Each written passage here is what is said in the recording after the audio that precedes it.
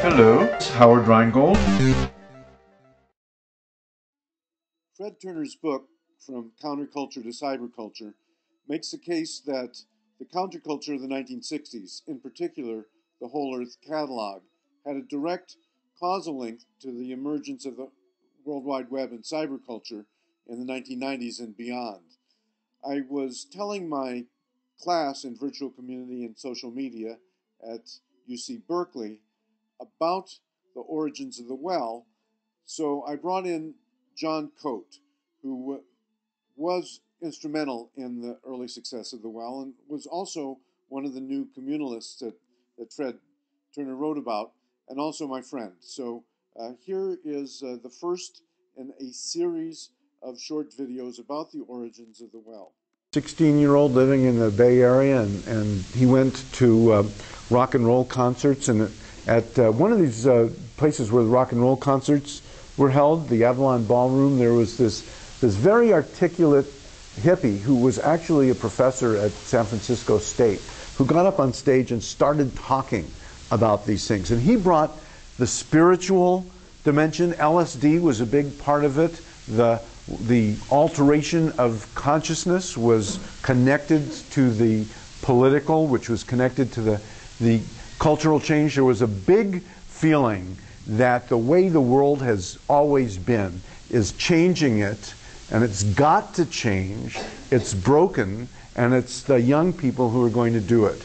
And that really intersected with something that was very separate, which was the civil rights movement. So John Coate, 16-year-old, hanging out at rock concerts, heard this guy talking, thought, this is for me. I'm not going to go to college. This is, that's over. So they got school buses. There were about 60 of them, and took all the money that they had and pooled it together and started driving these school buses around the country to try to find a place. They found some cheap land in Tennessee, and they created a place called The Farm. So we all gathered together in this park out in San Francisco, and we were talking for a while, and then at some point we're going to pool our resources. So this guy takes his jacket, takes his jean jacket, puts it out on the grass, and we all line up, big line, there's 70 of us. And we all line up, and one by one, we put our money down in the jacket. And by the time we're done, there's $9,000 there. A lot of money back then, considering also the level of means that we had. And so we took that money and we bought a bunch of different buses, and we outfitted them. This was one of them. And so we divvied up and we lived on these things. And so I lived on this bus with as many as 7 other people. And we went all over the country, had tremendous adventures. And we were part of this caravan of buses. By the time we got back, we didn't want to break up and just sort of go back to living here and there. We wanted to stay together. So, well, let's do it. Let's get some land. Where do we go? So we decided to go out to Tennessee. And so we got this land, and we took all these buses, and we basically parked in a field. I mean, there was like a building there, and so so that immediately calls to mind. Well, what do you do when you come to a place like this? Okay, now you got to live. Now it's like, all right, you want to go to the bathroom? You want to take a shower? How are you going to do that? How are you going to take a shower? Well, first of all, you got to go find where the water is. Not a stream, that's no good. You got to get a spring. And then you got to get a pump, and then you have to pump that water. And then you got to pump that water into a tower of some sort. And then you have to have that water go to a bathhouse. And then you got to heat that water, and then you can take a shower. But not until then. You're not going to do any of that until you do all of those things. It still exists. John's now in his 50s.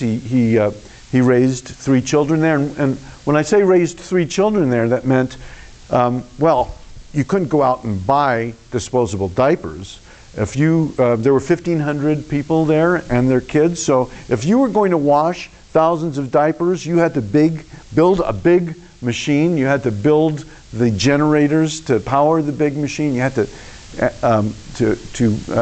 keep those things running, or you would not have clean diapers. When their ambitious soybean crop failed, they pretty much almost starved to death that winter. This is a picture taken from probably about 1980, sometime like that. So it's a while ago.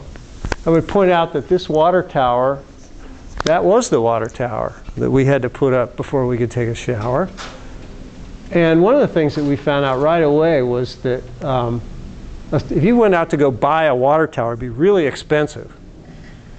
But, I mean, seriously. But people will give away big junk if you can haul it.